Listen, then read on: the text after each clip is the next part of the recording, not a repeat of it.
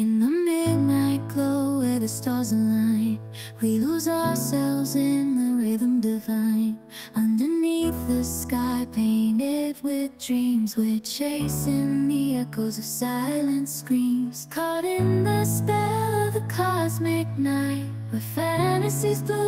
Hi ಎಲ್ಲರಿಗೂ ನಮಸ್ಕಾರ, welcome back to my YouTube channel. ನಾನು ನಿಮ್ಮ ಪ್ರೀತಿಯ ಪವಿತ್ರ. ಇವತ್ತು ವ್ಲಾಗ್ ಶುರು ಮಾಡೋಕ್ಕೂ ಮೊದಲಿಗೆ ಇಂದಿನ ದಿನದ ವ್ಲಾಗಿಗೆ ಸುಮಾರು ಜನ ವಿಶ್ ಮಾಡಿದ್ರಿ ನನ್ನ ಮಗನ ಬರ್ತ್ಡೇಗೆ. ಅವರಿಗೆ ಎಲ್ಲರಿಗೂ ಕೂಡ ನಾನು ಥ್ಯಾಂಕ್ಸ್ನ ಈ ವ್ಲಾಗಲ್ಲಿ ಹೇಳೋಕ್ಕೆ ಇಷ್ಟಪಡ್ತೀನಿ. Thank you so much. ಎಷ್ಟು ಥ್ಯಾಂಕ್ಸ್ ಹೇಳಿದ್ರು ಕಡಿಮೆನೇ, ಅಷ್ಟು ವಿಶಸ್ ಬಂದಿತ್ತು. ಅಷ್ಟು ಒಳ್ಳೊಳ್ಳೆ ವಿಶಸ್ ಹೇಳೋದಕ್ಕಾಗಲ್ಲ. ರಾಯರ ಆಶೀರ್ವಾದ, ಸಾಯಿಬಾಬಾನ ಆಶೀರ್ವಾದ, ಹೀಗೆ ಎಲ್ಲರ ಆಶೀರ್ವಾದ ಜೊತೆಗೆ ನೀವು ಕೂಡ ಕೊಟ್ಟಂಥ ಆಶೀರ್ವಾದ ನನಗೆ ಮನಸ್ಸು ತುಂಬಿ ಬಂತು ಅಂತ ಹೇಳ್ತಾ ಇವತ್ತಿನ ವ್ಲಾಗನ್ನು ಸ್ಟಾರ್ಟ್ ಮಾಡ್ತಾ ಇದ್ದೀನಿ. ಸ್ವಲ್ಪ ಏನು ಐಟಮ್ ಇತ್ತಲ್ಲ, ಈ ಬ್ಯುಸಿಯಲ್ಲಿ ನಾನು ಮನೆಗೆ ರೇಷನ್ ತೊಗೊಂಬಂದಿರೋದನ್ನ ಯಾವುದೂ ಬಾಕ್ಸ್ಗೆ ಹಾಕಿಲ್ಲ. ಯಾಕೆಂದರೆ ಸ್ವಲ್ಪ ದೊಡ್ಡ ಕೆಲಸ ಇತ್ತು. ಬಾಕ್ಸ್ ಎಲ್ಲ ಖಾಲಿ ಆದಾಗ ನಾನು ಅದನ್ನೆಲ್ಲ ನೀಟಾಗಿ ವಾಶ್ ಮಾಡಿ ಡ್ರೈ ಮಾಡಿ ಆಮೇಲೆ ಕಾಳುಗಳನ್ನೆಲ್ಲ ಸ್ವಲ್ಪ ಬಿಸಿಲಿಗೆ ಹಾಕಿ ಎಲ್ಲ ನೀಟಾಗಿ ಒಂದೇ ಸರಿ ಸೆಟ್ ಮಾಡಿ ಇಟ್ಬಿಡ್ತೀನಿ. ಇಲ್ಲ ಅಂತಂದರೆ ಅದು ಅರ್ಧ ತುಂಬೋದು ಮತ್ತು ಬಾಕ್ಸ್ ನೀನು ಯಾವಾಗಲೂ ವಾಶ್ ಮಾಡೋಕ್ಕೆ ಖಾಲಿ ಮಾಡೋಕ್ಕೆ ವೆಯ್ಟ್ ಮಾಡೋದು ಹಿಂಗೆ ಮಾಡೋದಕ್ಕೆ ಹೋಗೋದಿಲ್ಲ. ಅದಕ್ಕೆ ಸ್ವಲ್ಪ ಬಿಸಿಲೆಲ್ಲ ಇತ್ತು. ಎಷ್ಟು ಬಿಸಿಲಿದೆಯೋ ಅದರೊಳಗೆ ನಾನು ಡ್ರೈ ಮಾಡ್ಕೊಳ್ತೀನಿ. ತೊಗೊಂಡೋಗಿ ಮೇಲೆ ಹಾಕ್ಬೋದು. ತುಂಬ ಹೈಟ್ ಇದೆ ಮತ್ತು ಅಲ್ಲೆಲ್ಲ ಪಕ್ಷಿಗಳೆಲ್ಲ ಓಡಾಡ್ತಾ ಇರ್ತವೆ. ಅದನ್ನು ಸ್ವಲ್ಪ ನೋಡ್ಕೊಳ್ಳೋದು ಕಷ್ಟ ಅಂತ ಹೇಳಿ ನಾನು ಮೇಲೆ ಹೋಗಲ್ಲ. ಬಾಲ್ಕನಿಲಿ ಎಷ್ಟು ಬಿಸಿಲು ಬರುತ್ತೋ ಅದರೊಳಗೆ ಸ್ವಲ್ಪ ಡ್ರೈ ಮಾಡ್ಕೊಳ್ತಾ ಇರ್ತೀನಿ. ಇನ್ನು ಇವತ್ತು ಆ ಕೆಲಸ ಮಾಡೋಕ್ಕಾಗಲ್ಲ, ಸ್ವಲ್ಪ ಬೇರೆ ಕೆಲಸಗಳಿತ್ತು ಅಂತ ಹೇಳಿ ಅದನ್ನು ಮುಂದಿನ ದಿನಕ್ಕೆ ಇಟ್ಕೊಂಡೆ. ಇನ್ನು ತರಕಾರಿನ ನಾನು ಫ್ರಿಜ್ಜಲ್ಲಿ ಇಡೋದನ್ನ ಕಡಿಮೆ ಮಾಡಿದ್ದೀನಿ, ಇಡ್ತಾನೆ ಇಲ್ಲ ಫ್ರಿಜ್ಜಲ್ಲಿ. ಈ ಥರ ಏನಾದರೂ ಇದೆಲ್ಲ ನಮ್ಮ ಅಜ್ಜಿ ನಮ್ಮಮ್ಮ ಅವಾಗ ಮಾಡ್ತಿದ್ರು. ಅವಾಗೆಲ್ಲ ಈ ಬ್ಯಾಂಬುದು ಮಂಕ್ರಿ ಅಂತ ಬರ್ತಾಯಿತ್ತು. ಆ ಮಂಕ್ರಿಯಲ್ಲಿ ಇಟ್ಟರೆ ಇನ್ನೂ ಫ್ರೆಶ್ ಆಗಿರುತ್ತೆ. ಅದು ನೀರಿನ ಅಂಶ ಹೀರ್ಕೊಂಡಿರುತ್ತಲ್ಲ. ನಮ್ಮನೇಲಿ ಈ ಥರದೊಂದು ಅಮ್ಮ ಕೊಟ್ಟಿದ್ರು. ಇದು ದಬ್ರೆ ಅಂತೀವಿ ನಾವು, ನೀವೇನಂತೀರೋ ಗೊತ್ತಿಲ್ಲ. ಸೊ ಅದರೊಳಗೆ ಇಟ್ಬಿಟ್ಟು ಕೆಳಗಡೆ ಒಂದು ತಣ್ಣೀರು ಬಟ್ಟೆ ಹಾಕಿದ್ದೀನಿ. ಮೇಲ್ಗಡೆ ಒಂದು ಬಿಳಿ ಟವಲ್ ಇತ್ತು ಕಾಟನ್ದು. ಅದನ್ನು ನೆನೆಸಿ ದಿನದಲ್ಲಿ ಒಂದು 3 ಸರಿ ಚೇಂಜ್ ಮಾಡ್ತೀನಿ. ಅದು ಡ್ರೈ ಆಗುತ್ತೆ. ಎಷ್ಟು ಫ್ರೆಶ್ ಆಗಿದೆ ಅಂತಂದರೆ ಇದು ತರಕಾರಿ ತೊಗೊಂಡು ಬಂದು 3 ದಿನ ಆಗಿತ್ತು. ಫ್ರಿಜ್ಜಲ್ಲಿ ಇಟ್ಟಾಗ ನೀವು ಎಷ್ಟು ಫ್ರೆಶ್ ಆಗಿ ನೋಡ್ತೀರಾ ನೋಡಿ. ಇದು ಗೆಣಸು ಬೇಗನೆ ಡ್ರೈ ಆಗಿಬಿಡುತ್ತೆ ಹೊರಗಡೆ ಇಟ್ಟರೆ. ಅದು ಕೂಡ ಹಂಗೆ ಫ್ರೆಶ್ ಆಗಿತ್ತು. ಅದನ್ನು ಕುಕ್ಕರಲ್ಲಿ ಹಾಕಿದೆ, 1-2 ವಿಜಿಲ್ ಹಾಕಿಬಿಟ್ಟು ಮಕ್ಳಿಗೆ ಸ್ನ್ಯಾಕ್ಸ್ ಥರ ಮಾಡಿಕೊಡೋಣ ಅಂತ ಹೇಳಿ. ಇನ್ನು ತರಕಾರಿ ಎಲ್ಲ ಇದ್ದಿದ್ದು, ಇದು ತರಕಾರಿ ಸಾಂಬಾರು ಮಾಡಿ ತುಂಬ ದಿನ ಆಗಿತ್ತು ಅಂತ ಹೇಳಿ ನಮ್ಮ ಮನೆಯವರು ಮಿಕ್ಸ್ ತರಕಾರಿ ತಂದಿದ್ರು. ತರಕಾರಿ ಸಾಂಬಾರು ಮಾಡಬೇಕು, ತಿನ್ನಬೇಕು ಅನಿಸ್ತಾ ಇದೆ ಅಂತ. ಸುಮಾರು ದಿನ ಆಗೋಗಿತ್ತು. ಮಿಕ್ಸ್ ವೆಜಿಟೇಬಲ್ ಸಾಂಬಾರೇ ಮಾಡಿರಲಿಲ್ಲ. ಅದನ್ನು ಮಾಡೋಣ ಅಂತ ಹೇಳಿ ಎಲ್ಲ ತರಕಾರಿ ರೆಡಿ ಮಾಡಿಕೊಂಡ್ರೆ. ಇನ್ನು ಇದು ಬೆಳಗಿನ ಬ್ರೇಕ್ಫಾಸ್ಟ್ ಒಂದು ಕ್ಲಿಪ್ ಹಾಗೆ ಇತ್ತು. ಬೆಳಗ್ಗೆನೇ ಬ್ಲಾಗ್ ಸ್ಟಾರ್ಟ್ ಮಾಡೋಕ್ಕೆ ಹೋಗಿ ಸಂಜೆ ಮೇಲಾಯಿತು. ಏನಿಲ್ಲ, ಎಣ್ಣೆಗೆ ಸ್ವಲ್ಪ ಸಾಸಿವೆ, ಈರುಳ್ಳಿ ಮತ್ತು ಆಲೂಗೆಡ್ಡೆ ಹಾಕಿ ಅದಕ್ಕೆ ಬೇಸಿಕ್ ಮಸಾಲ ಅಂತ ಅಂದರೆ ಅರಿಶಿನ ಪುಡಿ, ಖಾರದ ಪುಡಿ, ಧನಿಯಾ ಪುಡಿ ಇದಿಷ್ಟನ್ನು ಹಾಕಿ ಚೆನ್ನಾಗಿ ಫ್ರೈ ಮಾಡ್ಕೋಬೇಕು. ಬ್ರೋಕ್ಲಿಲಿ ಗ್ರೇವಿ ಮಾಡೋಂಗಿದ್ರೆ ಈ ಥರ ಟ್ರೈ ಮಾಡಿ, ಚೆನ್ನಾಗಿರುತ್ತೆ ಚಪಾತಿಗೆಲ್ಲ. ಅದ್ರ ಮೇಲೆ ಸ್ವಲ್ಪ ಟೊಮೊಟೊ ಹಾಕಿದ್ದೀನಿ. ಚೆನ್ನಾಗಿ ಟೊಮೊಟೊ ಎಲ್ಲ ಬೆಂದ ಮೇಲೆ ಬಿಸಿನೀರಲ್ಲಿ ನೆನೆಸಿಟ್ಟಿದ್ದಂಥ ಬ್ರೋಕ್ಲಿನ ಹಾಕಿಬಿಟ್ಟು ಮಿಕ್ಸ್ ಮಾಡಿಕೊಂಡು ಅದಕ್ಕೆ ನಾನು ಬೋಂಡದ ಹಸಿಟ್ಟು ಅಂತ ಬರುತ್ತೆ ನೋಡಿ, ಕಡಲೆ ಹಿಟ್ಟು, ಅದನ್ನು 1 ಸ್ಪೂನು 2 ಸ್ಪೂನಷ್ಟು ನೀರಲ್ಲಿ ಮಿಕ್ಸ್ ಮಾಡಿಟ್ಟಿದ್ದೆ. ಅದನ್ನು ಹಾಕಿ ಈಗ ಕುದಿಯಕ್ಕೆ ಬಿಟ್ಬಿಡ್ಬೇಕು. ಚೆನ್ನಾಗಿ ಬೆಂದ ಮೇಲೆ ಚಪಾತಿಗೆ ಒಂದು ಒಳ್ಳೆ ಗ್ರೇವಿ ರೆಡಿ ಆಗುತ್ತೆ. ಬ್ರೋಕ್ಲಿಲಿ ಏನಾದರೂ ಗ್ರೇವಿ ಮಾಡಬೇಕು ಅಂತಂದರೆ ಈ ಥರ ಟ್ರೈ ಮಾಡಿ. ಇನ್ಸ್ಟೆಂಟಾಗಿ ಆಗಿಬಿಡುತ್ತೆ. ಚೆನ್ನಾಗೂ ಇರುತ್ತೆ, ಟೇಸ್ಟಿಯಾಗೂ ಇರುತ್ತೆ, ಆರೋಗ್ಯಕ್ಕೂ ಒಳ್ಳೆಯದು. ನಾನು ಇದೇ ಥರ ಇವತ್ತು ಬೆಳಗ್ಗೆ ಮಾಡಿಕೊಟ್ಟಿದ್ದೆ. ಇನ್ನು ಟಾಯ್ಸ್ ಬಂದುಬಿಟ್ಟು ಪ್ರೀತಮ್ಗಿಂತ ಜಾಸ್ತಿ ಪ್ರಗತಿಗೆ ಎಷ್ಟಾಗ್ಬಿಟ್ಟಿದೆ. ಚಿಕ್ಕ ಮಗು ಆಗಿಬಿಟ್ಟಿದೆ. ಎಕ್ಸಾಮ್ಸು ನಾನು ಅದಂತೂ ಹೇಳ್ತಾನೆ ಇದ್ದೀನಿ, ಎಕ್ಸಾಮ್ ಇದೆ, ಅದೆಲ್ಲ ಬಿಟ್ಬಿಟ್ಟು ಪ್ರಿಪೇರ್ ಆಗು ಅಂತ. ಅದಾದಮೇಲೆ ನಾನು ಒಂದು ಸ್ಕಿನ್ ಕೇರನ್ನು ಫಾಲೋ ಮಾಡ್ತೀನಿ. ಅಂತಂದರೆ ಇವಾಗ ಬೆಳಗ್ಗೆ ನೋಡಿದ್ರೆ ಚಳಿ ಇರುತ್ತೆ, ಮಧ್ಯಾಹ್ನ ಬಿಸಿಲು, ವೆದರ್ ತುಂಬ ಚೇಂಜ್ ಆಗ್ತಾ ಇರುತ್ತೆ. ನನಗೆ ಸನ್ಸ್ಕ್ರೀನ್ ತುಂಬ ಚೆನ್ನಾಗಿ ಸೆಟ್ ಆಗಿದೆ, ಹಂಗಾಗಿ ತುಂಬ ಮೈಲ್ಡ್ ಅಂತ ಹೇಳಿ ಇದನ್ನು ಯೂಸ್ ಮಾಡ್ತೀನಿ. ಅದ್ರ ಜೊತೆಗೆ ಒಂದು ಸನ್ಸ್ಕ್ರೀನ್ ಜೊತೆಗೆ ನಾನು ಒಂದು ಮಾರ್ನಿಂಗ್ ಸ್ಕಿನ್ ಕೇರ್ ಮುಗ್ದೋಗುತ್ತೆ. ಈ ಆ್ಯಪ್ ಏನಾದರೂ ನೀವು ಯೂಸ್ ಮಾಡೋಂಗಿದ್ರೆ ನನ್ನದೊಂದು ಕೂಪನ್ ಕೋಡ್ ಇದೆ, ಅದನ್ನು ಕೊಡ್ತೀನಿ. ಸೊ ಅದನ್ನು ಯೂಸ್ ಮಾಡಿದ್ರೆ ನಿಮ್ಗೆ ಒಂದಿಷ್ಟು ಡಿಸ್ಕೌಂಟ್ ಕಡಿಮೆ ಆಗುತ್ತೆ. ಸೊ ಆ ಕೂಪನ್ ಕೋಡ್ನ ಯೂಸ್ ಮಾಡ್ಕೊಳ್ಳಿ. ನಾನು 1 ಲೀಟರ್ ನೀರು ಆಲ್ರೆಡಿ ಖಾಲಿ ಮಾಡಿದ್ದೀನಿ. ಇನ್ನು 1 ಲೀಟರ್ ಅಟ್ಲೀಸ್ಟ್ ನಾನು 2 ಲೀಟರ್ ನೀರು ಕುಡಿಯೋದಕ್ಕೆ ಟ್ರೈ ಮಾಡ್ತಾ ಇದ್ದೀನಿ. ಮೊದಲೆಲ್ಲ ಸುಮಾರು ಸರಿ ಅನ್ಕೊಳ್ತಾ ಇದೆ, ನಮ್ಮ ಬಾಡಿ 70% ನೀರು ಬೇಕು, ನಾವು ನೀರು ಚೆನ್ನಾಗಿ ಕುಡಿಬೇಕು ಅಂತ.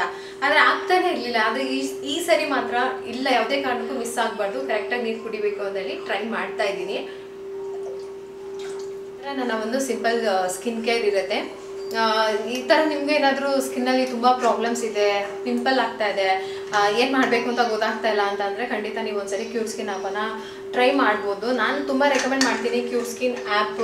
ಜಾಸ್ತಿ ಪಿಂಪಲ್ಸ್ ಇರುತ್ತಲ್ಲ ಅಂಥವ್ರಿಗೆ ಅದು ತುಂಬ ಚೆನ್ನಾಗಿ ವರ್ಕ್ ಆಗುತ್ತೆ. ನಾನು ಯಾವಾಗ ಅಂತಂದರೆ ಪ್ರೆಗ್ನೆನ್ಸಿಯಲ್ಲಿ ನನಗಾಗಿ ಪಿಗ್ಮೆಂಟೇಷನ್ ಅಥವಾ ಏನು ಪಿಂಪಲ್ ಮಾರ್ಕ್ ಇತ್ತಲ್ಲ, ಪಿಂಪಲ್ ಮಾರ್ಕು ಅದನ್ನು ಹೋಗೋದಕ್ಕೆ ತುಂಬ ಹೆಲ್ಪ್ ಮಾಡಿತ್ತು. ಸೊ ನನಗೆ ಅವಾಗಿಂದ ಅದ್ರ ಮೇಲೆ ಒಂಥರ ಇದು ಪಿಂಪಲ್ ಇದ್ದರೆ ಬೇಗ ಕ್ಲಿಯರ್ ಆಗುತ್ತೆ. ಬೇಗ ಅನ್ನಲ್ಲ, ಅದು ಡಿಪೆಂಡ್, ನಮ್ಮ ಸ್ಕಿನ್ ಪ್ರಾಬ್ಲಮ್ ಮೇಲೆ ಡಿಪೆಂಡ್ ಆಗುತ್ತೆ ಅಲ್ವಾ. ಮತ್ತು ನಂದು ಸ್ಕಿನ್ ಕೇರ್ ಹೆಂಗಿದೆ ಅಂತಂದರೆ ತುಂಬ ಸಿಂಪಲ್ ಆಗಿರಬೇಕು. ಇವಾಗಿರೋ ಮಕ್ಕಳು ನೋಡ್ಕೊಳ್ಳೋ ತಕರಾರಲ್ಲಿ ಅದು ಇದು ಎಕ್ಸ್ಟ್ರಾ ಎಲ್ಲ ಹಚ್ಚೋ ಅಷ್ಟು ಟೈಮ್ ಇರಲ್ಲ ನಮಗೆ. ನಂದೇನಿದ್ರು ಬೆಳಗ್ಗೆ ಫೇಸ್ ವಾಶು ಮತ್ತು ಒಂದು ಸನ್ಸ್ಕ್ರೀನ್ ಅಷ್ಟೇ. ಅದನ್ನು ಕೂಡ ಏನಾದರೂ ಒಂದು ಪಿಂಪಲ್ ಆಗಿದೆ ಅಂತಂದರೆ ಕರೆಕ್ಟಾಗಿ ಫಾಲೋ ಮಾಡ್ತೀನಿ, ಇಲ್ಲ ಅಂತಂದರೆ ಒಂದು ಮೈಲ್ಡಾಗಿ ಹೋಗ್ತಾ ಇರುತ್ತೆ. ಸೊ ಪ್ರಾಡಕ್ಟ್ಗಳೆಲ್ಲ ತುಂಬ ಚೆನ್ನಾಗಿರುತ್ತೆ. ಮತ್ತು ಇದರಲ್ಲಿ ಏನಂತಂದರೆ ಸರ್ಟಿಫೈಡ್ ಡರ್ಮಟಾಲಜಿಸ್ಟ್ಗಳು ನಮಗೆ ಒಂದು ಕಿಟ್ಟನ್ನು ಕಸ್ಟಮೈಸ್ ಮಾಡಿ ಕೊಡ್ತಾರೆ. ಅಂದರೆ ನಮಗೇನು ಪ್ರಾಬ್ಲಮ್ ಅಂತ ಅವರು ಆ ಕಿಟ್ಟನ್ನು ಕಸ್ಟಮೈಸ್ ಮಾಡಿ ನಮಗೆ ಕೊಡ್ತಾರೆ. ಸೊ ಹಾಗಾಗಿ ಅದು ನಮಗೆ ಅಂತಲೇ ಕಸ್ಟಮೈಸ್ಡ್ ಆಗಿರುತ್ತೆ. ಮತ್ತು ಈ ಆ್ಯಪ್ ಹೆಂಗೆ ಅಂತಂದರೆ ನಿಮಗೆ ಕನ್ನಡದಲ್ಲಿ ಸಿಗುತ್ತೆ, ನಮ್ಮ ಮದರ್ ಟಂಗಲ್ಲಿ ಸುಮಾರು ಲ್ಯಾಂಗ್ವೇಜಲ್ಲಿ ಆ ಆ್ಯಪ್ ರನ್ ಆಗುತ್ತೆ.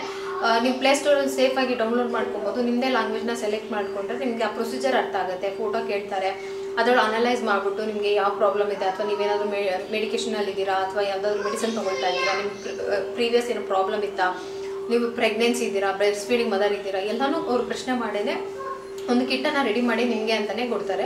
ಸೊ ಅದರಲ್ಲಿರೋ ಇಂಗ್ರೀಡಿಯೆಂಟ್ಸ್ ತುಂಬ ಸೇಫಾಗಿರುತ್ತೆ ಮತ್ತು ಎಫೆಕ್ಟಿವ್ ಆಗಿ ವರ್ಕ್ ಆಗುತ್ತೆ. ಸೊ ನಿಮಗೇನಾದರೂ ಬೇಕು ಅಂತಂದರೆ ನಾನು ಡಿಸ್ಕ್ರಿಪ್ಷನಲ್ಲಿ ಅದು ಕ್ಯೂರ್ ಸ್ಕಿನ್ ಆ್ಯಪ್ ಲಿಂಕ್ ಹಾಕಿರ್ತೀನಿ, ಅಲ್ಲಿ ನೀವು ಡೌನ್ಲೋಡ್ ಮಾಡ್ಕೊಳ್ಳಿ. ಈಸಿಯಾಗಿ ನೀವು ಒಂದು ಆ್ಯಪನ್ನು ಯೂಸ್ ಮಾಡಿಕೊಂಡು ನಿಮ್ಮ ಸ್ಕಿನ್ ಪ್ರಾಬ್ಲಮ್ಗೆ ಸೊಲ್ಯೂಷನ್ನ ತೊಗೋಬೋದು ಅಂತ ನನಗನ್ಸುತ್ತೆ. ಕೊಡ್ತೀವಿ ಅನ್ನೋದಕ್ಕಿಂತ ನಾವು ಹೊಟ್ಟೆಗೆ ಏನು ಹಾಕ್ಕೊಳ್ತಾ ಇದ್ದೀವಿ ಅನ್ನೋದು ತುಂಬ ಇಂಪಾರ್ಟೆಂಟ್. ಹೊಟ್ಟೆ ಒಳಗಡೆ ಏನು ಹೋಗ್ತಾ ಇದೆ, ಅದು ಹೆಂಗೆ ರಿಯಾಕ್ಟ್ ಮಾಡ್ತಾ ಇದೆ ಅಂತ, ಮತ್ತು ಅದನ್ನು ಹೊಟ್ಟೆನ ಹೆಂಗೆ ಕ್ಲೀನಾಗಿ ಇಟ್ಕೊಂಡಿರ್ತೀವಿ ಅನ್ನೋದು ಕೂಡ ಅಷ್ಟೇ ಇಂಪಾರ್ಟೆಂಟ್. ನಾವೇನು ಹಚ್ತೀವೋ 20% ಏನು ತಿಂತೀವೋ 70% ನಮ್ಮ ಸ್ಕಿನ್ ಮೇಲೆ ಕಾಣಿಸುತ್ತೆ. ಸ್ಕಿನ್ನಲ್ಲಿ ಏನೋ ಪ್ರಾಬ್ಲಮ್ ಆಗಿದೆ ಅಂದರೆ ನೀವು ಹೊಟ್ಟೆಲಿ ಏನೋ ಪ್ರಾಬ್ಲಮ್ ಆಗಿದೆ, ಬ್ಲಡ್ಡಲ್ಲಿ ಏನಾದರೂ ಪ್ರಾಬ್ಲಮ್ ಆಗಿದೆ ಅಂತಲೇ ಮೇಯ್ನ್ ಅರ್ಥ ಬರುತ್ತೆ. ಸೊ ಹಾಗಾಗಿ ಅದ್ರ ಕಡೆ ಫೋಕಸ್ ಮಾಡಿ ಅದನ್ನು ಕೂಡ ಸ್ವಲ್ಪ ಜಾಸ್ತಿ ಕಾನ್ಸಂಟ್ರೇಷನ್ ಹಂಗೂ ಮಾಡಿ ಈ ಅಪ್ಲಿಕೇಶನ್ ಮೇಲೂ ಕೂಡ ಇರಲಿ ಅಂತ ಹೇಳ್ತೀನಿ. ಸೊ ಇದು ನನ್ನ ಸಿಂಪಲ್ ಮಾರ್ನಿಂಗ್ ರೂಟೀನ್. ಅಮ್ಮ ಮಾಡೋ ಸ್ಟೈಲಲ್ಲಿ ತರಕಾರಿ ಸಾಂಬಾರನ್ನೆಲ್ಲ ರೆಡಿ ಮಾಡ್ಕೊಳ್ತಾ ಇದ್ದೆ. ತುಂಬ ಸಿಂಪಲ್ ಇದು, ಜಾಸ್ತಿ ಏನು ಕಷ್ಟ ಆಗಲ್ಲ. ಈರುಳ್ಳಿ, ಟೊಮೊಟೊ, ಹಾಗೆ ಅದ್ರ ಜೊತೆಗೆ ಸ್ವಲ್ಪ ಸಾಂಬಾರು ಪೌಡರ್, ಮನೇಲಿ ಏನು ಸಾಂಬಾರು ಪೌಡರ್ ಮಾಡಿಸ್ಕೊಂಡಿರ್ತೀವಲ್ಲ ಅದು, ಮತ್ತು ತೆಂಗಿನಕಾಯಿ ತುರಿ ರುಬ್ಬಿಟ್ಟು ಸಾಂಬಾರು ಜೊತೆಗೆ ಬೇಳೆ ಮತ್ತು ತರಕಾರಿ ಎಲ್ಲ ಬೇಯಿಸ್ಕೊಳ್ಳೋದು, ಮತ್ತು ಒಗ್ಗರಣೆ ಹಾಕ್ಕೊಳ್ಳೋದು, ಹುಣಸೆ ಹುಳಿ ಹಾಕ್ಕೋಬೇಕಾಗತ್ತೆ, ಹುಣಸೆ ಹುಳಿದು ರಸ. ಸೊ ಇಷ್ಟೇ, ಚೆನ್ನಾಗಾಗತ್ತೆ ಇದು ಸಾಂಬಾರು. ನನಗಂತೂ ತುಂಬ ಇಷ್ಟ, ಮುದ್ದೆಗೆಲ್ಲ ತುಂಬ ಚೆನ್ನಾಗಾಗುತ್ತೆ. ಬೇಳೆ ನೋಡ್ಕೊಂಡು ಸ್ವಲ್ಪ ಕಡಿಮೆ ಹಾಕ್ಕೊಂಡ್ರೆ ಸಾಂಬಾರು ಅಂದರೆ ತಿಕ್ನೆಸ್ ಹೆಂಗೆ ಬೇಕೋ ಹಾಗೆ ಎಲ್ಲ ಥರ ತರಕಾರಿ ಹಾಕಿ ಮಾಡೋದು. ಈ ಥರ ಅಮ್ಮ ಯಾವಾಗಲೂ ಮಾಡೋರು. ಎಷ್ಟು ತರಕಾರಿ ಹಾಕಿರ್ತಾರೋ ಅದರೊಳಗೆ ಮುಕ್ಕಾಲು ಭಾಗ ನಾನೇ ತಿಂತಾಯಿದ್ದೆ ಅಂತ ಅನಿಸುತ್ತೆ. ನಂಗೆ ಅಷ್ಟು ಇಷ್ಟ ಆಗ್ತಾಯಿತ್ತು. ಆವಾಗ ಅಮ್ಮ ಮನೆ ಮುಂದೆ ಹಿಂದೆ ಸಿಕ್ಕಾಪಟ್ಟೆ ಜಾಗ ಇತ್ತಲ್ಲ, ಮನೆಯಲ್ಲೇ ಎಲ್ಲ ಬೆಳೀತಾಯಿದ್ರು. ಎಲ್ಲ ಆಲ್ಮೋಸ್ಟ್ ಏನು ಬೇಕೋ ನಾವು ತಿಂತಾಯಿದ್ವಿ. ನಾವು ಮದುವೆ ಆಗೋ ತನಕ ನಮ್ಮಮ್ಮ ಮನೇಲಿ ಬೆಳೆದಿರೋ ತರಕಾರಿಯಲ್ಲೇ ಬೇಕಾದಷ್ಟು ಅಡುಗೆ ಮಾಡ್ತಾಯಿದ್ರು. ಚಪ್ರ ಹಾಕಿ ಹಾಗಲಕಾಯಿ ಎಲ್ಲ ಬೆಳೀತಾಯಿದ್ರು. ಆದರೆ ಇವಾಗ ಚಪ್ರ ಎಲ್ಲ ಹಾಕೋಕ್ಕೆ ಕಷ್ಟ ಅಂತ ಹೇಳ್ಬಿಟ್ಟು ಆ ಗಿಡದ ಮೇಲೆ, ಕಾಂಪೌಂಡ್ ಮೇಲೆಲ್ಲ ಮಾಡ್ತಾರೆ. ಬಟ್ ಅದು ಚೆನ್ನಾಗಿ ಬರೋಲ್ಲ. ಚಪ್ರ ಹಾಕಿದ್ರೆ ಕಾಯಿಗಳು ತುಂಬ ಚೆನ್ನಾಗಿ ಬರುತ್ತೆ. ಅದಾದಮೇಲೆ ಇನ್ನು ಗೆಣಸಿತ್ತಲ್ಲ, ಅದನ್ನು ಬೇಯಿಸ್ಬಿಟ್ಟು ಅದಕ್ಕೆ ಸ್ವಲ್ಪ ಕಲ್ಲು ಸಕ್ಕರೆ ಪೌಡರ್ ಮಾಡಿ ಇಟ್ಕೊಂಡಿರ್ತೀನಿ. ಅದಾದಮೇಲೆ ಸ್ವಲ್ಪ ತುಪ್ಪ ಹಾಕಿ ಲಡ್ಡು ಮಾಡಿ ಕೊಟ್ಟರೆ ಪ್ರೀತಮ್ ತುಂಬ ಇಷ್ಟ. ಮೊದಲು ಬರೀ ಗೆಣಸು ಬೇಯಿಸ್ಕೊಟ್ರೆ ಅವ್ನು ತಿಂತಾ ಇರಲಿಲ್ಲ. ಈ ಥರ ಮಾಡಿಕೊಟ್ಮೇಲೆ ತಿಂತಾನೆ. ತುಂಬ ಒಳ್ಳೇದು. ಈ ವಯಸ್ಸಿನ ಮಕ್ಳಿಗಂತಲ್ಲ, ದೊಡ್ಡವ್ರ ತನಕನೂ ಇದು ತುಂಬ ಒಳ್ಳೆಯದು. ಕೂದಲು ಉದುರ್ತಾ ಇದೆ ಅಂತ ಹೇಳಿದ್ನಲ್ಲ, ಅದಕ್ಕೂ ಇದು ತುಂಬ ಹೆಲ್ಪ್ ಆಗುತ್ತೆ ಕಡಿಮೆ ಮಾಡೋದಕ್ಕೆ. ಆಮೇಲೆ ಎಲ್ಲ ಸಮಸ್ಯೆಗಳು ಇಮಿಡಿಯೇಟಾಗಿ ಪರಿಹಾರ ಸಿಗೋದಿಲ್ಲ. ಪರಿಹಾರ ಸಿಕ್ಕಿದ ತಕ್ಷಣ ಆಗಿರೋ ಲಾಸ್ನ ಇಮಿಡಿಯೇಟಾಗಿ ತುಂಬ್ಕೊಳ್ಳೋಕ್ಕಾಗೋದಿಲ್ಲ ಅಂತಂದರೆ ನಿಮ್ಗೆ ಅರ್ಥ ಆಗಿದೆ ಅಂತ. ಈಗ ಆಲ್ರೆಡಿ ಏರ್ ಲಾಸ್ ಆಗೋಗಿರುತ್ತೆ. ನಂಗೆ ಏರ್ ಫಾಲ್ ಕಡಿಮೆ ಆಗಿದ್ರು ಅಂತ ಹೇಳಿದ್ರು ಯಾರೂ ನಂಬಲ್ಲ. ಹೇರ್ ಗ್ರೋತ್ ಆದಮೇಲೆ ಹೇಳಿದ್ರೆ ನಂಬ್ತಾರೇನೋ ಆ ಥರ. ಸೊ ಎಲ್ಲ ವಿಚಾರದಲ್ಲೂ ಹಾಗೇನೆ ಅಲ್ವಾ. ಇನ್ನು ಸ್ವಲ್ಪ ಇದು ಏನು ಆರೆಂಜ್ ಪೌಡರ್ ಮಾಡೋಣ ಅಂತ ಇಟ್ಟಿದ್ನಲ್ಲ, ಅದು ಕಂಪ್ಲೀಟ್ಲಿ ಡ್ರೈ ಆಗೋಷ್ಟೊಳಗೆ ಇಷ್ಟು ದಿನ ಆಗಿದೆ. ಇವತ್ತು ಫುಲ್ಲು ಡ್ರೈ ಆಗಿದೆ. ಇದನ್ನ ಪೌಡರ್ ಮಾಡಿ ಯೂಸ್ ಮಾಡಬಹುದು. ಅದನ್ನು ಮಿಕ್ಸಿಗೆ ಹಾಕೋಣ ಅಂತ ಸೈಡಲ್ಲಿ ಇಟ್ಟೆ. ನನಗೆ ಕೆಲಸ ಅದರಲ್ಲಿ ಅದನ್ನು ಮರ್ತೇ ಹೋಗ್ತೀನಿ. ಇನ್ನು ಇವತ್ತು ಅದನ್ನು ಪೌಡರ್ ಮಾಡ್ಕೋಬೇಕು. ಇವತ್ತು ನನ್ನ ವ್ಲಾಗಲ್ಲಿ ಈವ್ನಿಂಗಿಂದ ನನ್ನ ಒಂದು ಮಾರ್ನಿಂಗ್ ರುಟೀನ್ ಹೆಂಗಿರುತ್ತೆ ಅಂತ ತೋರಿಸ್ತಾ ಇದ್ದೀನಿ. ಅಂತಂದರೆ ಸಂಜೆ ಮೇಲೆ ನಾನು ಈ ಥರ ಕೆಲಸ ಮಾಡ್ಕೊಳ್ಳೋದ್ರಿಂದ ಮಾರ್ನಿಂಗ್ ನನಗೆ ಸ್ಟ್ರೆಸ್ ಇರೋದಿಲ್ಲ. ಆರಾಮಾಗಿ ದಿನಾನ ತಳ್ಕೊಂಡು ಹೋಗ್ಬೋದು. ಅಂದರೆ ಬೇಗ ಸ್ಕೂಲಿಗೆ ಹೋಗೋದ್ರಿಂದ ಎಷ್ಟು ಸಾಧ್ಯನೋ ಅಷ್ಟು ಪಾತ್ರೆಗಳನ್ನೆಲ್ಲ ತೊಳ್ಕೊಂಡ್ಬಿಟ್ಟು ಸಿಂಕ್ ಯಾವಾಗಲೂ ಕ್ಲೀನಾಗಿ ಇಟ್ಕೊಂಡಿರ್ತೀನಿ. ಮನೇನೂ ಅಷ್ಟೇ, ಕಸ ಗುಡಿಸೋದು, ಸಂಜೆ ಆದಮೇಲೆ ಐಟಮ್ಸ್ಗಳು ಎಲ್ಲೆಲ್ಲಿ ಬಿದ್ದಿರುತ್ತೋ ಅದನ್ನೆಲ್ಲ ಜೋಡಿಸ್ಕೊಳ್ಳೋದು. ಮತ್ತು ಏನಾದರೂ ಸ್ನ್ಯಾಕ್ಸ್ ಏನಾದರೂ ರೆಡಿ ಮಾಡಿ ಇಟ್ಟಿರ್ತೀನಿ. ಬೆಳಗ್ಗೆ ಏನಾದರೂ ಫ್ರೂಟ್ಸ್ ಜೊತೆಗೆ ಅವ್ರಿಗೆ ಬ್ರೇಕ್ಫಾಸ್ಟ್ಗೆ ಏನಾದರೂ ಸ್ನ್ಯಾಕ್ಸ್ ಬೇಕಾಗ್ಬೋದು, ಅದನ್ನು ಕೊಡೋಕ್ಕಾಗತ್ತೆ ಅಂತ. ಆಮೇಲೆ ಪ್ರೀ ಮಿಕ್ಸಸ್ಗಳನ್ನ ಮಾಡಿ ಇಟ್ಕೊತೀನಿ. ಹಾಗೆ ಪ್ರೀತಮ್ ಮುಖದ ಮೇಲೆ ಏನು ಗಾಯ ಆಗಿದೆ ಅಂತ ಕೇಳಿದ್ರಲ್ಲ, ಅದೆಲ್ಲ ಅವನೇ ತರ್ಚ್ಕೊಂಡಿರೋದು. ಗೊತ್ತಿಲ್ಲ, ನೈಟ್ ಮಲಗಿದ್ದಾನೆ, ಬೆಳಗ್ಗೆ ಅದು ಏನೋ ಫಿಂಗರಲ್ಲಿ ಎಳ್ದಿದ್ದಾನೆ ಅನಿಸುತ್ತೆ. ಹಂಗಾಗ್ಬಿಟ್ಟಿತ್ತು ಮೂಗ್ ಮೇಲೆ.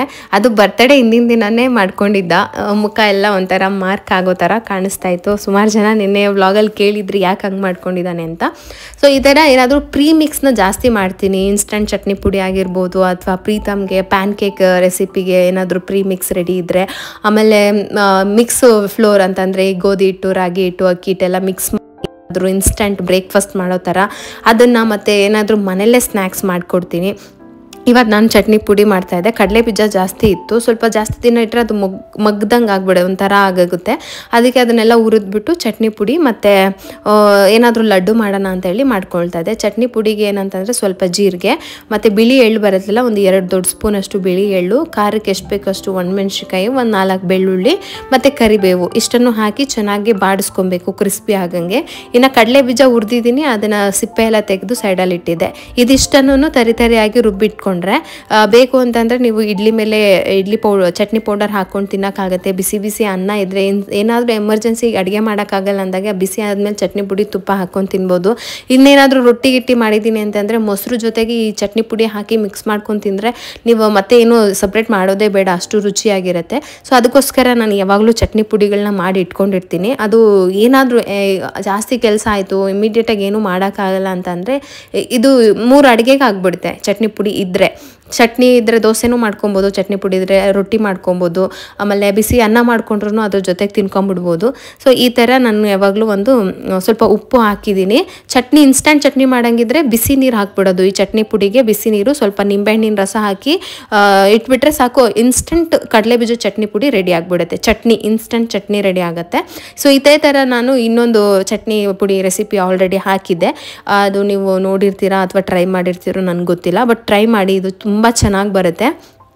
ಈ ಥರ ಏನಾದರೂ ಪ್ರೀಮಿಕ್ಸ್ ಮಸಾಲಗಳನ್ನ ಮಾಡಿ ಇಟ್ಕೊಳ್ತೀನಿ. ಈ ತರಕಾರಿ ಏನಾದರೂ ಪಲ್ಯ ಮಾಡಬೇಕು ಅಂತಂದರೆ ಪಲ್ಯದ ಒಂದು ಪೌಡರ್ ಮಾಡ್ಕೊಂಡಿರ್ತೀನಿ.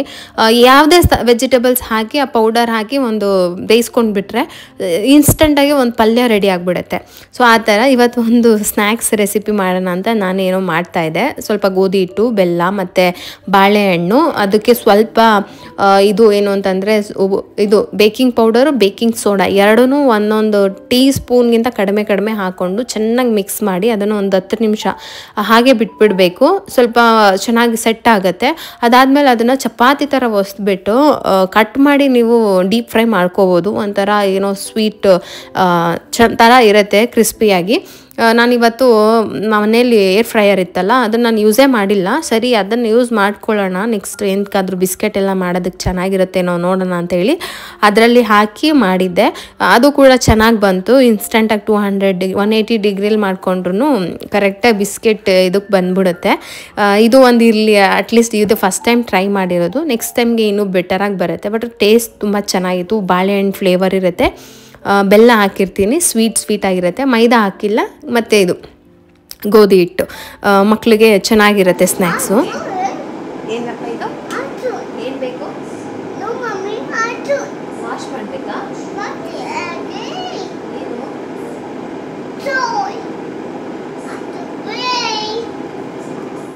ಇನ್ನು ನಮ್ಮನೇಲಿ ರಾಗಿ ಬಳಸೋದು ತುಂಬ ಕಡಿಮೆ ಆಗೋಗಿದೆ. ರಾಗಿ ತುಂಬ ಬಳಸಬೇಕು, ನಾವು ಮುದ್ದೆ ಮಾಡ್ತಿದ್ವಿ, ಇಲ್ಲ ಅಂದರೆ ರಾಗಿ ಗಂಜಿ ಕುಡಿತಾ ಇದ್ವಿ. ಈಗ ಅದೆಲ್ಲನೂ ಮಕ್ಕಳು ಅಷ್ಟು ಒಗಿಸ್ಕೊಳ್ಳಲ್ಲ, ಹಂಗಾಗಿ ನಾನು ರಾಗಿ ಲಡ್ಡು ಅಂತೂ ಮಾಡಿಟ್ಟಿರ್ತೀನಿ. ಈ ಕಡಲೆ ಬೀಜ ಹುರಿತೀನಲ್ಲ, ಮೊದಲೇನು ಮಾಡ್ತಿದ್ದೆ, ಕಡಲೆ ಬೀಜದ ಲಡ್ಡು ಬೇರೆ ಮಾಡ್ತಿದ್ದೆ, ರಾಗಿ ಲಡ್ಡು ಬೇರೆ, ಅದು ಚೆನ್ನಾಗಿರುತ್ತೆ ಅಂತ. ಬಟ್ ಇವತ್ತು ಎಲ್ಲನೂ ಮಿಕ್ಸ್ ಮಾಡೇ ಮಾಡೋಣ ಅಂತ ಅಂದ್ಕೊಂಡೆ.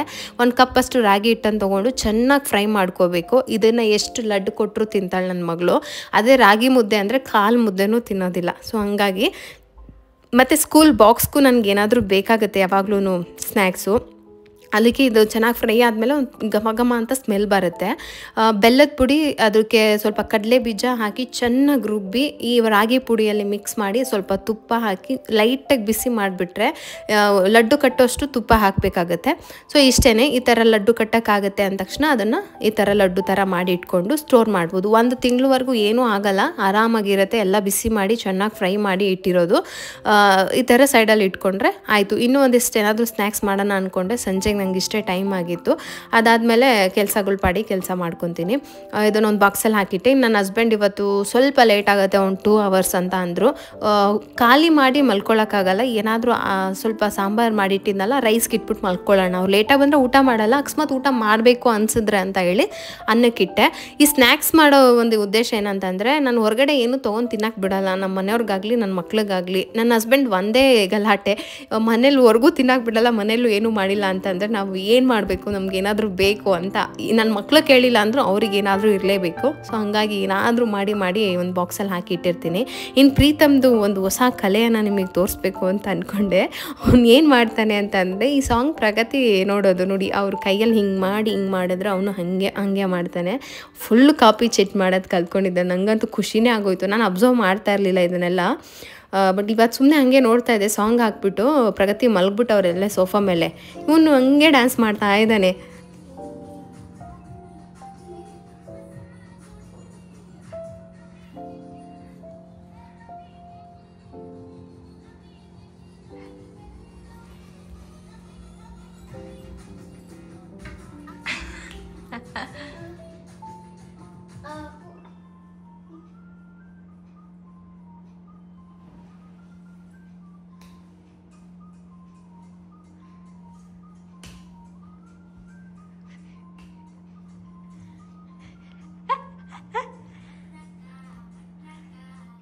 ಇನ್ನು ಅದ್ರ ಜೊತೆಗೆ ನನ್ನ ರೆಗ್ಯುಲರ್ ಹೇರ್ ಕೇರ್ ಏನಿದೆ ಅದನ್ನು ಸ್ಟ್ರಿಕ್ಟಾಗಿ ಫಾಲೋ ಮಾಡ್ತಾ ಇದ್ದೀನಿ. ಹೇರ್ ಫಾಲ್ ನನಗೆ ತುಂಬ ಅಂದರೆ ತುಂಬ ಕಡಿಮೆ ಆಗಿದೆ. ಅದರೊಳಗೆ ರೋಸ್ಮೆರಿ ವಾಟರ್ ಮಾಡಿ ಇಟ್ಟಿದ್ನಲ್ಲ, ಅದನ್ನು ಈ ಥರ ಡ್ರಾಪರಲ್ಲಿ ಹಾಕಿ ಡೈಲಿ ನೈಟ್ ಅದನ್ನು ಅಪ್ಲೈ ಮಾಡಿಕೊಂಡು ಒಂದು ಹೆಡ್ ಮಸಾಜರ್, ಸಿಲಿಕಾನ್ ಮಸಾಜರ್ ಏನಿದೆ ಅದರಲ್ಲಿ ಮಸಾಜ್ ಮಾಡ್ಕೊಳ್ತೀನಿ.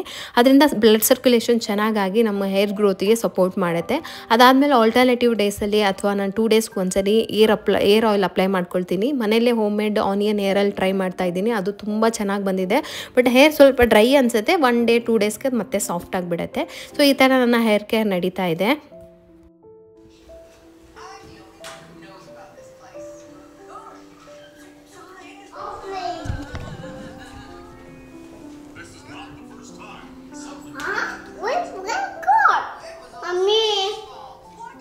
ಕುತ್ಕೋ ಕಾರ್ ಮೇಲೆ, ಕುತ್ಕೋ ಕಾರ್ ಮೇಲೆ ಕುತ್ಕೋ.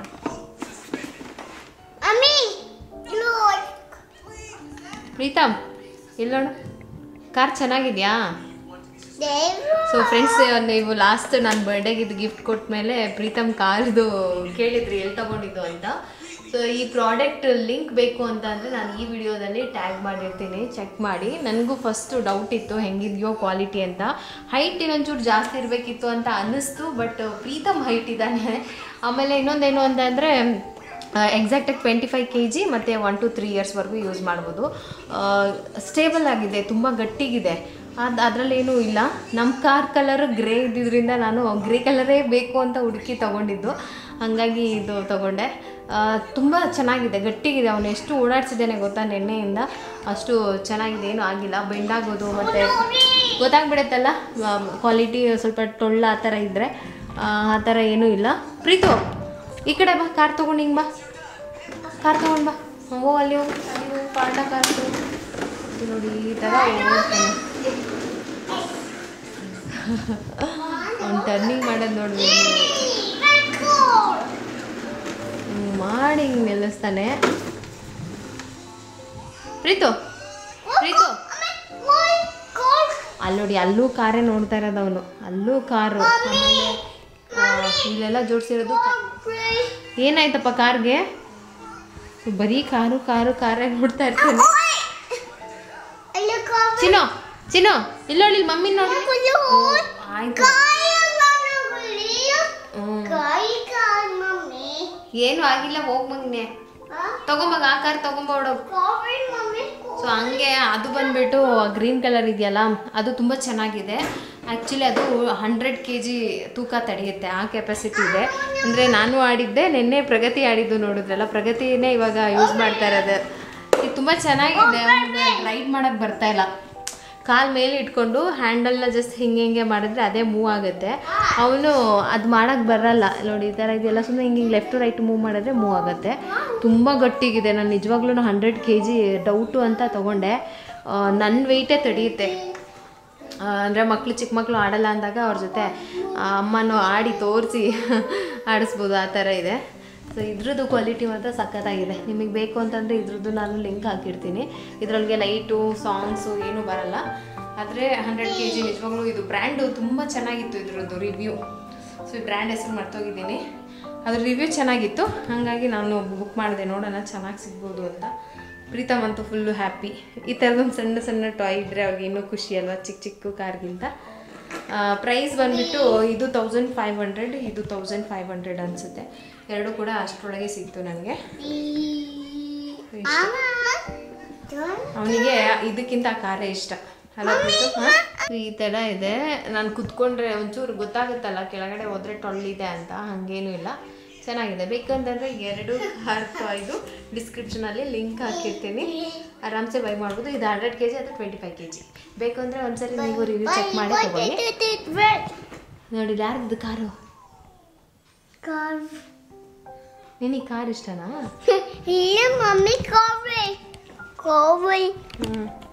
ಲಾಸ್ಟ್ ಬ್ಲಾಗಲ್ಲಿ ಆ ಕಾರ್ ಟಾಯ್ ಬಗ್ಗೆ ಸುಮಾರು ಜನ ಲಿಂಕ್ ಕೇಳಿದ್ರಿ. ಅದಕ್ಕೆ ನಾನು ಇವತ್ತು ಅದರ 1-2 ಡೇಸ್ ಯೂಸ್ ಮಾಡಿದ್ಮೇಲೆ ರಿವ್ಯೂ ಜೊತೆಗೆ ಲಿಂಕನ್ನು ನಾನು ಟ್ಯಾಗ್ ಮಾಡಿರ್ತೀನಿ. ನೀವು ಬೇಕಂತಂದರೆ ಅಲ್ಲಿ ಬೈ ಮಾಡ್ಬೋದು. ಬರ್ತಿದೆ ಅಂತ ನನಗನ್ನಿಸ್ತು. ಅದಾದ ತಕ್ಷಣ ಪ್ರೀತಮ್ಗೆ ಸ್ವಲ್ಪ ಸ್ನಾನ ಮಾಡಿಸಿ ಫ್ರೆಶ್ ಅಪ್ ಮಾಡಿಬಿಟ್ಟು ಬೇರೆ ಬಟ್ಟೆ ಹಾಕಿ ಮಲಗಿಸ್ತೀನಿ ಫ್ರೆಶ್ ಆಗಿ. ತುಂಬ ಬಿಸಿಲಿದೆ, ಹೆವಿ ಬಿಸಿಲು, ಸಿಕ್ಕಾಬಟ್ಟೆ ಶೆಕೆ ಅನಿಸ್ತಾ ಇರುತ್ತೆ ಬೆಳಗ್ಗೆನೆ. ಸೊ ಹಂಗಾಗಿ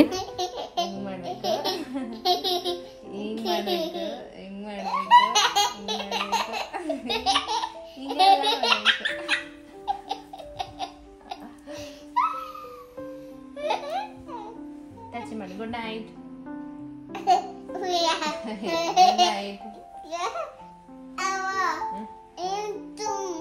ಇನ್ನು ನಾನು ಕೂಡ ಫ್ರೆಶ್ ಅಪ್ ಆಗೋಣ ಅಂತ ಹೊರಟೆ. ಆಮೇಲೆ ಇನ್ನೊಂದೇನು ನೆನಪಾಯಿತು ಅಂತಂದರೆ, ನಮ್ಮ ತಂದೆ ಯಾವಾಗಲೂ ನಾವು ನೈಲ್ ಪಾಲಿಶ್ ಹಾಕ್ಕೊಂಡ್ರೆ ಸಿಕ್ಕಾಬಟ್ಟೆ ಬೈತಾಯಿದ್ರು. ನಮ್ಮಪ್ಪ ಯಾಕೆ ಬೈತಾಯಿದ್ರು ಅಂತ ಗೊತ್ತಿಲ್ಲ, ಬೈಯೋರು. ಮೆಹಂದಿ ಹಾಕೋರು, ಅವರೇ ಹಾಕೋರು, ಒಳ್ಳೊಳ್ಳೆ ಡಿಸೈನ್ಸ್ ಹಾಕೋರು. ಕೈ ತುಂಬ ಮೆಹಂದಿ ಡಿಸೈನ್ ಅಂತ ಅಂದರೆ ಇಡೀ ರಾತ್ರಿ ಕೂತ್ಕೊಂಡ್ಬೇಕಾದ್ರೆ ತೂಕುಡ್ಸ್ಕೊಂಡು ಕೈ ತುಂಬ ಮೆಹಂದಿ ಬರಿತಾಯಿದ್ರು.